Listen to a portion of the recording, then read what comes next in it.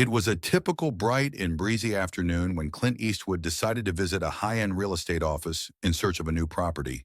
He had been looking for a quiet retreat outside of the city, somewhere peaceful where he could unwind and find solace from the hustle and bustle of his daily life. The real estate office he walked into was luxurious, with shiny marble floors, tall glass windows, and sleek modern decor. As Clint entered, the young receptionist at the front desk greeted him with a smile, but there was a noticeable glint of curiosity in her eyes. She didn't recognize him at first, but that wasn't unusual. Clint was used to blending in when he wanted to. The receptionist directed him to a real estate agent named Marie, a woman in her early 30s who had been working with high-profile clients for years. Marie was known for her charm and sharp salesmanship. She greeted Clint with a confident handshake, but there was something about her demeanor that struck him as overly confident, almost condescending. "Hello, Mr. Eastwood. I'm Marie. How can I help you today?" she asked, her voice smooth, but with a subtle edge of superiority. Clint smiled politely, deciding to test the waters. "I'm looking for a property, something a little secluded, quiet. I'm open to suggestions." Marie nodded, but instead of responding directly, she took a quick glance at Clint's attire. His casual jeans and jacket didn't exactly scream celebrity, and that seemed to affect her impression. She wasn't convinced he could afford the kinds of properties she usually dealt with. Without missing a beat, Marie began discussing properties, but her tone was dismissive, almost as if she was talking down to him. She rattled off the high-end listings, mentioning the steep prices of luxury villas, private estates, and multi-million-dollar mansions. As she spoke, Clint could tell she didn't think he was serious about purchasing one of these properties. Marie started showing him pictures of the most extravagant homes, trying to impress him with her knowledge. "Well, Mr. Eastwood, I'm sure you'd like something elegant, perhaps in a more prestigious area," she said, her tone a little patronizing. "I can tell you're someone who enjoys the finer things in life. Maybe a penthouse with a rooftop garden would be more to your liking." Clint listened quietly, choosing not to interrupt. He noticed how her eyes were scanning him, appraising him like he was another potential client who wasn't worth her time.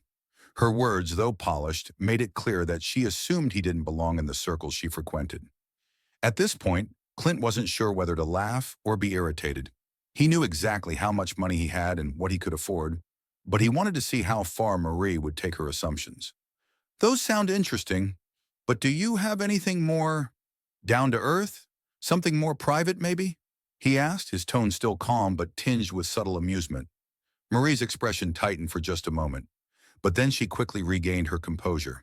"Well, we do have a few options that are more modest, but frankly, I don't think they'd meet your standards," she said, her voice filled with an undertone of judgment. "You'd be better off looking at properties in a more prestigious area. I'm sure a man like you would prefer something with more grandeur."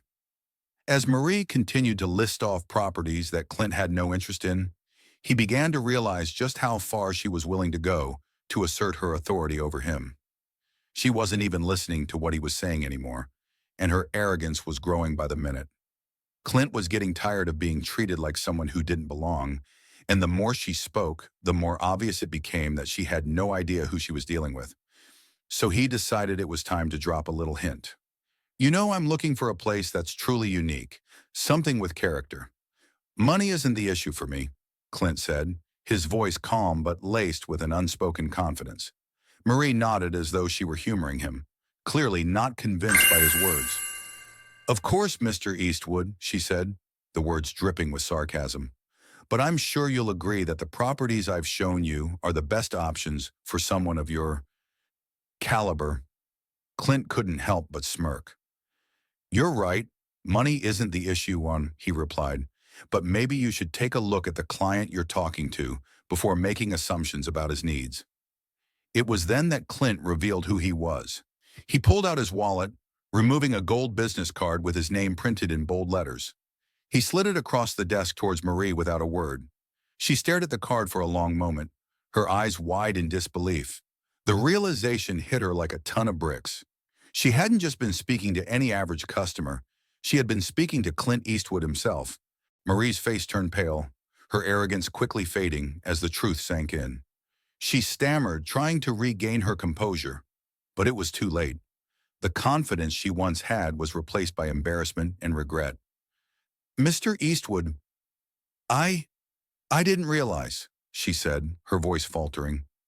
"I'm so sorry. I didn't mean to." Clint raised his hand to stop her. He wasn't interested in hearing excuses. Instead, he looked her square in the eye and said, "It's all right. I'm not offended, but I'd suggest you treat every person with respect, regardless of how they look or how much money you think they have. You never know who you're speaking to." The room was silent for a moment as Marie took in Clint's words. She was clearly humiliated by her actions, and it was clear that she'd learned a valuable lesson about humility and respect. "I'll be sure to remember that," she said softly, her tone now genuine.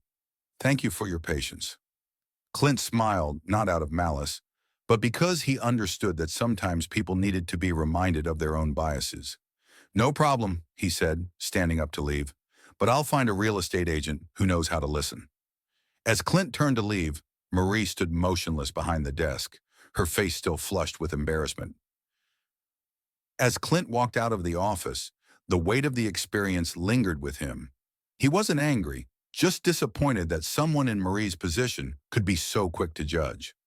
In the world of luxury real estate, where appearances often spoke louder than substance, Clint had expected a little more professionalism. But at the end of the day, it wasn't about the property or the money.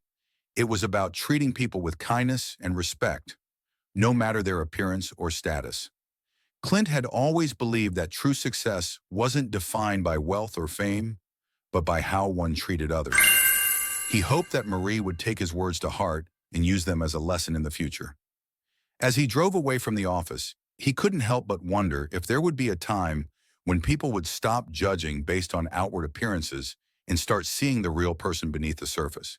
If you've ever experienced something like this, or learned a lesson from a similar situation, tell us where you're watching from in the comments below.